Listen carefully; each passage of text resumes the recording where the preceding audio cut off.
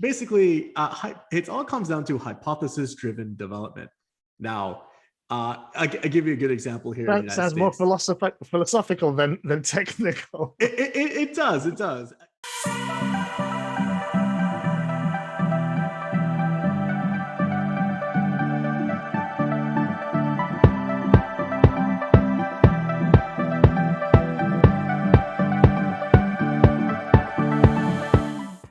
Hello and welcome to the Cloud Therapists. I'm Richard Simon. Today we're going to be continuing our talk with Harness as part of our three-part series of talks. Today we're going to be talking about the Harness solutions. And again, we are very pleased to welcome Ravi back. Hello, Ravi. How are you doing? Hey, Richard. Hey, thanks for having me back on. Pleasure. Excellent. Good to see you again. So, Ravi, today we said we're going to kind of focus on the Harness solutions to kind of just talk a little bit more about what you guys offer and things like that. We in the first one we covered sort of the DevOps sort of technology and terms and things like that. So it's kind of a sort of a soft intro really to DevOps. And this one we're going to be, as we said, talk about the Harness solutions, and then hopefully in the third one we're going to be doing a Harness demo as well, so you can kind of hopefully be back for that and do us a kind of a walkthrough of your platforms as well. But just again, just a quick intro for anybody watching in terms of who you are, your role, and kind of just again, just on Harness as well, please. Yeah, sure. So I'm Ravi Lachhman. I run the evangelism team here at Harness, and so I used to joke that evangelists marry people in software. That's what I told my mother. She still believes me like a televangelist. But I really focus on the ecosystem and focus on the developer and engineer experience and how helping solve very crucial and timely engineering problems. My background, I've been a distributed systems engineer for a long time. And certainly had a lot of pain going to production. I must have been on a dozen development teams, and we went to production differently in every team, but very little take team to team in that regards. And so at Harness, we're really trying to solve that problem with standardization. So kind of high level of architecture, we're a continuous delivery, or now we're a software delivery platform as a service. And so all of the bespoke things that you do to go from idea, source, which is your source code, to production in a safe manner, we help make that by convention. So we basically mimic what your best engineers would do with a lot of experience, and all package it up in a nice SaaS solution, and it's fairly easy to use. Fantastic, yeah, and I mean definitely the area of DevOps is big as organizations are migrating from sort of monolithic sort of architectures and designs into kind of more lightweight, container-based microservices and so on. So that whole sort of process certainly needs to change. So in terms of the Harness solutions, I'll kind of read out the sort of the main ones that I'm sort of aware of, and we'll maybe ask you to unpack those for us as well as we go through. So you guys do certainly continuous integration. You have intelligent build and test platform around that. And then you also offer in the continuous delivery space, you have a kind of a way to deliver fast and secure sort of deployment pipelines. And also recently you've focused on cloud cost management, which is interesting. I'll certainly be very interested in hearing more about that. So that's all about managing and optimizing your cloud costs. And also a new sort of solution that you guys are working on, continuous features, which is all about really managing feature flags and things like that, and that's coming soon. And again, hopefully you'll focus on that for us as well. Now, for the folks who are kind of not aware of some of this terminology, I'd probably recommend that you guys go back and watch the first of the videos in this talk series. So they're either on the Cloud Therapist channel itself, or you can probably find the playlist that will play you all three in a sort of a continuous way. Okay, so let's focus on continuous integration, Ravi. Let's kind of talk to us a little bit about that and what your sort of Harness solutions are in that space. Yeah, and so how the kind of like the connective tissue between all the solutions is, imagine that you're a modern day engineer. I think it's a lot more, as my career progressed, I certainly noticed this. There used to be a lot of like silos or sub owners of lots of things that, there was a huge separation from who wrote the feature to who ran the feature to who bought the feature to, who decided what the next feature should be. How do you optimize that? And there's like your organizations that have multiple people doing that. But if you kind of take a look back at, you know what, don't discount the engineer's experience, you don't discount the engineer for their value. Modern day organizations really see the software engineer or the just engineer in general as an area of innovation, as core to the business. And so, but there's so much that you have to do when you write something, right? So if you focus on just purely being a software engineer, writing the code, writing the feature, there's lots of steps in between you and the person who consumes it. You have to build that, right? So that's continuous integration. You have to deploy that. That's continuous delivery. And also going even more forward, it's how do you get feedback, right? Like as a semi application owner, really empowering the engineer to have a sense of ownership. It's well, where's that feedback? I remember earlier in my career, I had no idea who bought the software, who used it.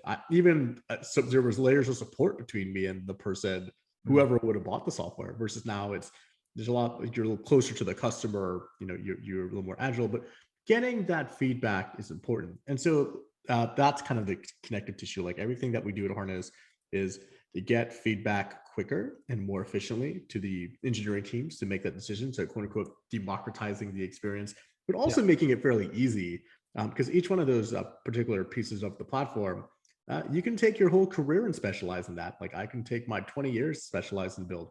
I could take 20 years specializing in releases. I could take 20 years specializing to optimize cost. I could take 20 years to optimize how I get feedback from a user as a product owner. And so really packaging all of that into something that any person on the engineering team can use, or even a business person can use. So going back to the original part, talking about continuous integration. Yeah. So the first step is this whole journey of it needs to leave your machine at some point, because if it's on your machine, well, it's not really doing anybody but you a favor. Yeah. And so this is where continuous integration comes in. If the listeners are unfamiliar with CI, CI is all about build, integration, and packaging.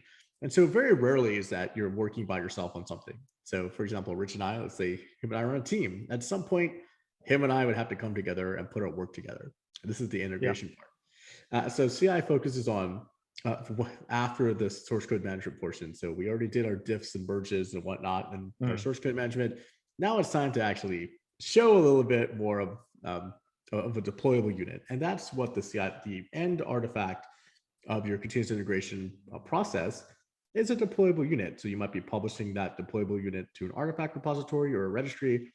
But in your CI process, there are a couple of things come together. One, the build process, right? So language dependent, you have to be doing a build. So in Java, that's Maven or Gradle. In Node, that's NPM. In Microsoft land, it's Microsoft install or MS install, depending on what you're building. This is really making a distribution that you can send. Now, modern days that Rich alluded to, and we're in this cloud native containerized world, a lot of times in your CI process, you're also doing the packaging. So you might be Dockerizing your applications. Correct. Yeah. You might be making it into an AMI, right? Like, so you're getting the end package together. Also, you're kind of injecting some of the properties that you need. You're making the final packaging. You might be building a Helm chart or a customized file or a manifest, right, as part of your CI process. If you're in states Kubernetes, but also you're focused on artifact-centric confidence. So testing, right? So there's certain tests that you can certainly do that if you're running on your local machine, easily emulated on the CI process. So dependency scans, unit test, functional test, somewhat of integration tests. There's multiple modules, but really you're trying to run as many tests as you can in your CI process before a deployment is actually needed. Because when you do a deployment, this is where the line of CI and CD testing come together.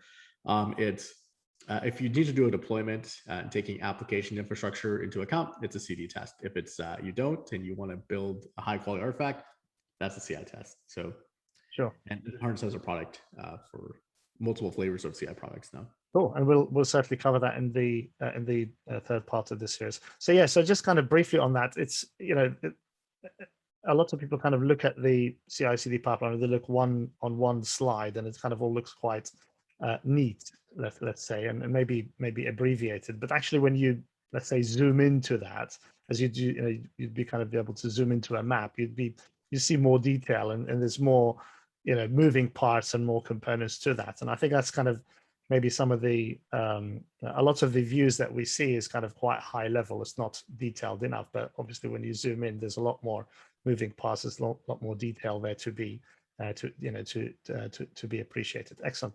The other solution that you guys have is around continuous delivery, Ravi. So give us a little bit more about that, please.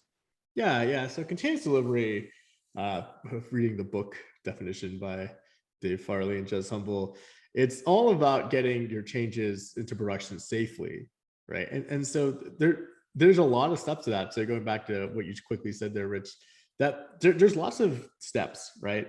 And my background as a software engineer, a lot of times how you assemble these pipelines are like little pieces of software. Do you take a microservices approach? Do you have a lot of small incremental little pipelines that run?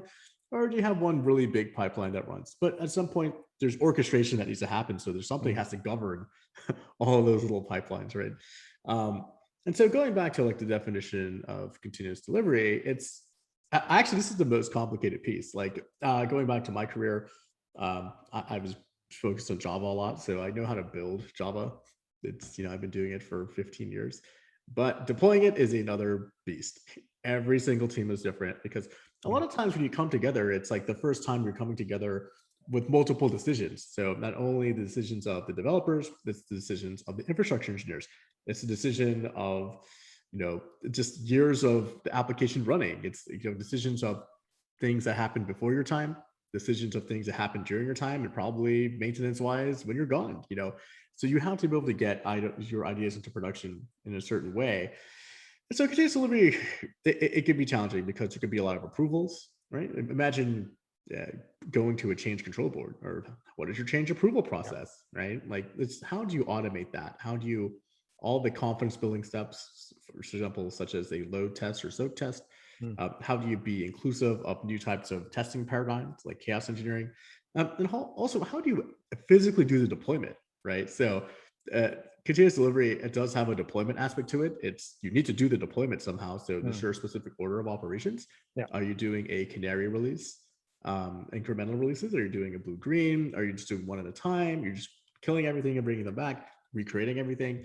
And so there's and also the infrastructure is important. So continuous delivery is where you marry the application and infrastructure. It's like a car getting made. So the chassis and the body come together, both come together in continuous delivery. And Harness has, I would say, one of the premier CD solutions out there. Harness started as a CD vendor first. So we started at the delivery side. A lot of the other vendors started at the CI side, the build side, and then getting it into production was an afterthought. We started with the production first model. So our main goal is to get you into production. And that's our bread and butter. We have a lot of machine learning, and this machine learning spans all the products that we have. And so just part of the hard part to ascertain, if you change teams, for example, knowing what is normal. Well, what is a normal performance baseline? What is the normal amount of error calls? What is normal in the logs? This can be for the CI side. This can be for the CD side. This can be any one of the products that we have. We're able to have that type of auto baselining in our product.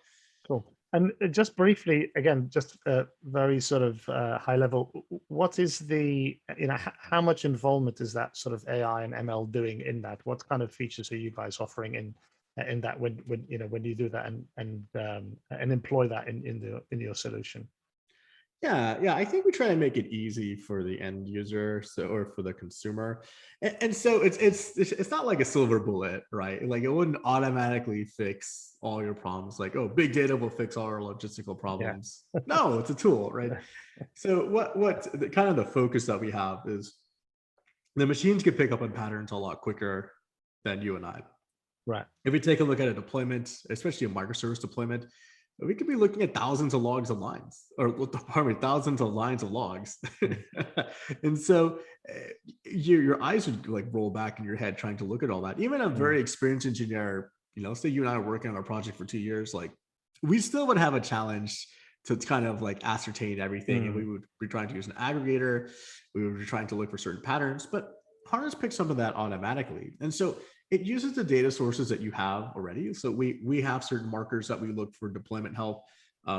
Most of our customers have some sort of APM or observability solution. So like that space, it's been around for a while. And so we're really leveraging those things. So for example, if a customer has, or if you have App Dynamics, or if you have other type of monitoring tools like New Relic or Datadog or Splunk or an Elk Stack, we're able to pull those particular data sources and correlate that to a judgment call. So saying, oh, you know what, you have highly tuned your APM solution to look out for certain things.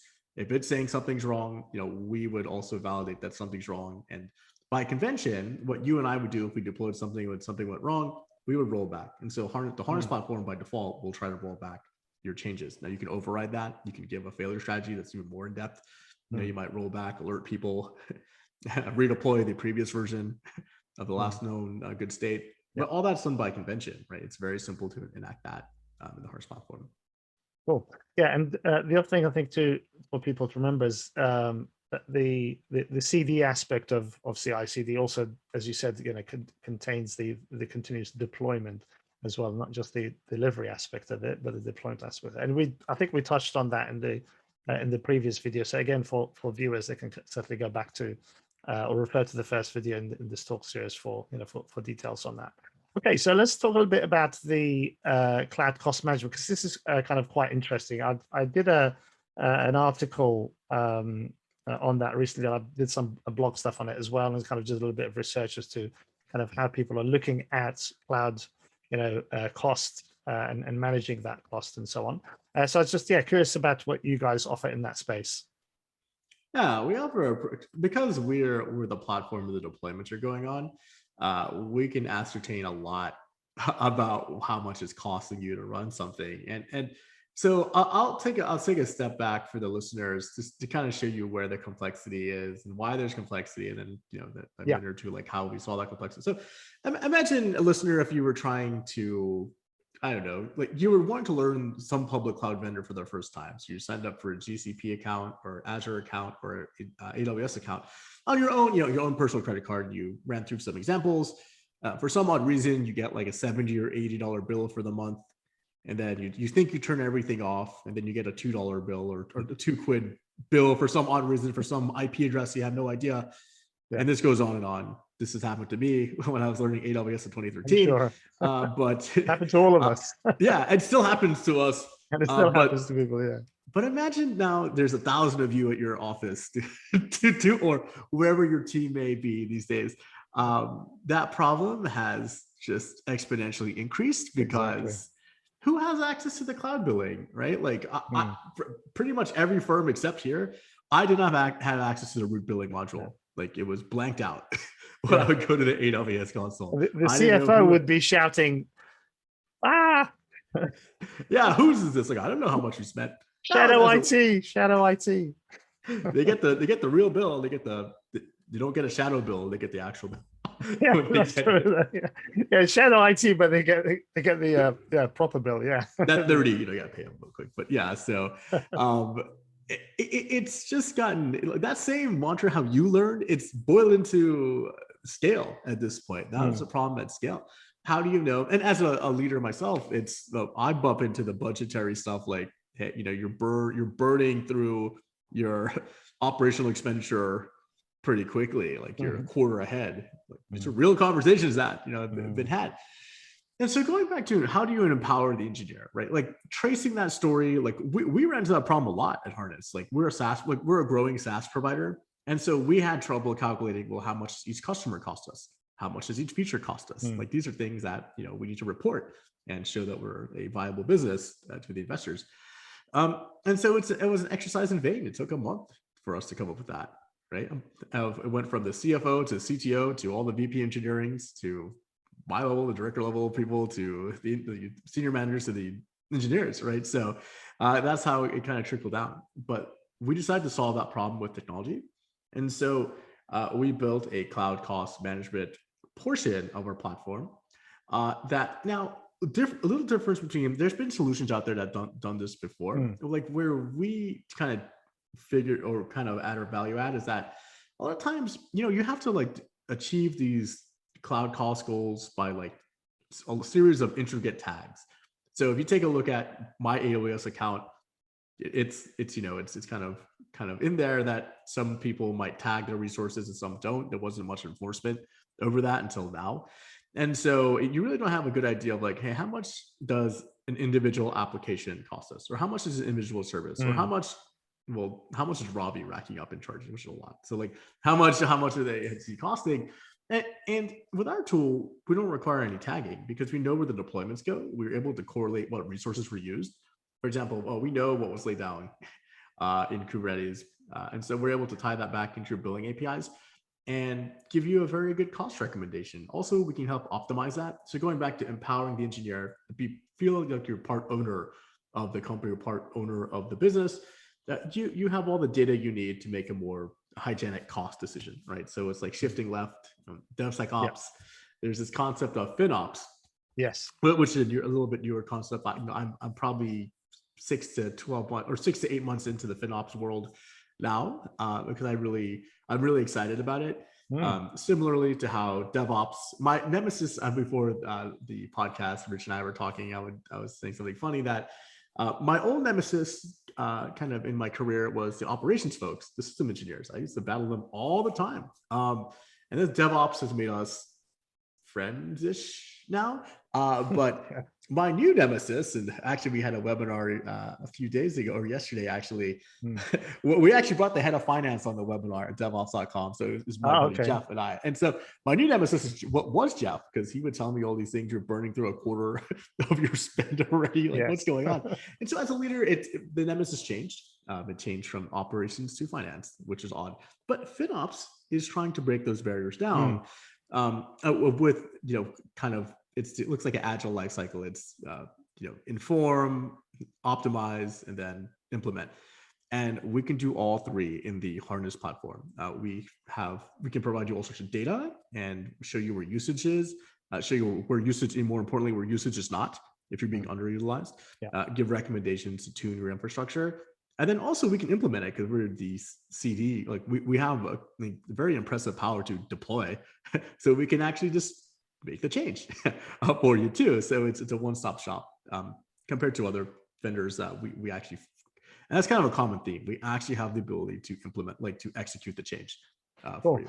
Yeah, and I appreciate the FinOps aspect of it, because the focus has been so far very much at maybe a high level or a wider level, where it's kind of the entire sort of cloud space that you have, your organization happens to be using, or it could be a particular application specifically. But you guys are kind of drilling more into the into the actual development aspect and each of the stages of that, and that's, I think it's quite useful to to make that distinction, because that is very granular, very detailed type of FinOps, so to speak, if that you guys can actually produce and as you said, exposed to via APIs and things like that. And I think that's quite good. I think that's a really good focus, and hopefully that we'll see a lot more of that, and certainly from you guys, I think as you make progress with that particular solution. Excellent. So another one that we mentioned at the beginning was around continuous features. Now, this is a new product, I believe, Ravi. So talk us through that a little bit more, please. Yeah. So it all comes back to the high level where it fits in the marketplace. It's this concept of feature flagging, but yeah, I'll give you a little bit of history of what feature flags are, and then some of their challenges. So basically, it all comes down to hypothesis-driven development. Now, I give you a good example here. That sounds more philosophical than technical. It does. We've been subject to hypothesis-driven business for a long time. For example, during hurricanes, where I live in the United States, there's hurricane season or typhoon or monsoon season.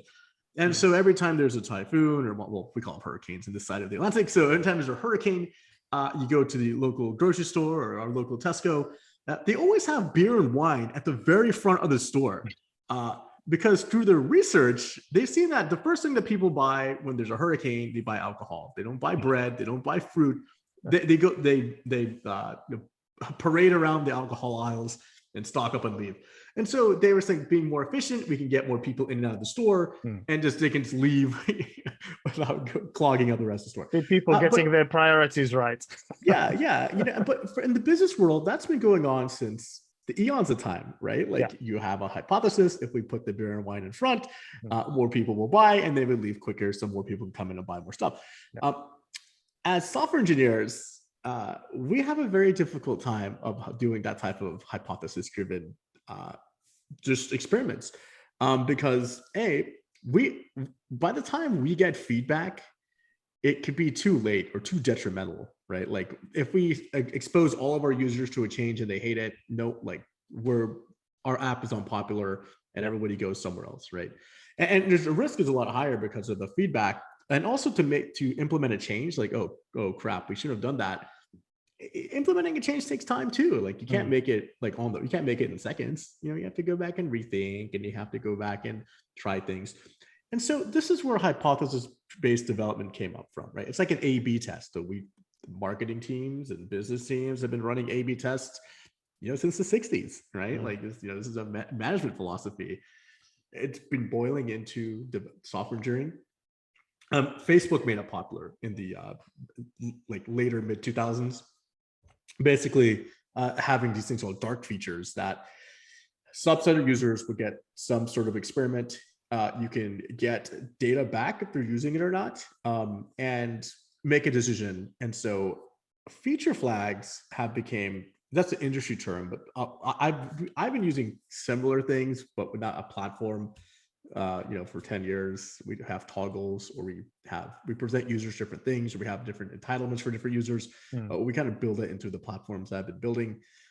Feature flags basically focus on the management of that. So how do you track the entitlements? How do you track the experiments? A good example of why we built it in the Harness platform, we were pushing over 1,000 flags before we built the product. As a SaaS vendor, a lot of them had to do with entitlement. Like you might be a certain user or a company that needs this many features. You might be paying our middle ground product, right? So we have kind of 3 tiers to all the products. You might be a beta customer, an alpha customer. You might be looking at one part of the platform, or you might be trying something out, or we had to build something to support only you because there was something very specific. And so we had thousands of flags. And how do you keep track of it? We had a wiki and a MongoDB database to turn them on and off. That didn't quite, it wasn't scaling properly. It took a lot of knowledge of what the flags were. And so this concept of feature flag management for feature flags is A, how do you implement those toggles? And B, how do you manage those toggles? And so Harness, we're new to the feature flag game. There's been some existing vendors in that space, but going back to some of our core differentiators there is that we can actually deploy, right? So the Achilles heel of feature flags is that if something is behind a flag and it's proven successful, it should be take it off the toggle. It should be for everybody, right? So there's actually a deployment that needs to happen after the flag has been enabled for a while. We're probably the only vendor out there who can do that, because again, we have the deploying capabilities. We can take action. And so if you decide that, this flag is awesome, we want to put it into part of the application without being behind the flag, Harness can take care of that for you too. Excellent. Great. Wonderful. Okay, so harness.io is the website. That's kind of where to go for all this lovely content. Fantastic. Well, Ravi, again, thank you very much. It's been fantastic talking to you. Always have a great time, and always learn so much from you as well whenever we talk. So I really appreciate you coming on, and hopefully see you for the next talk in the series, which will be, as we said, a demo of the Harness solutions. Thanks very much again. Thanks, Richard. Thank you for watching this talk. If you enjoyed the content, please comment, share, like, and subscribe. See you next time.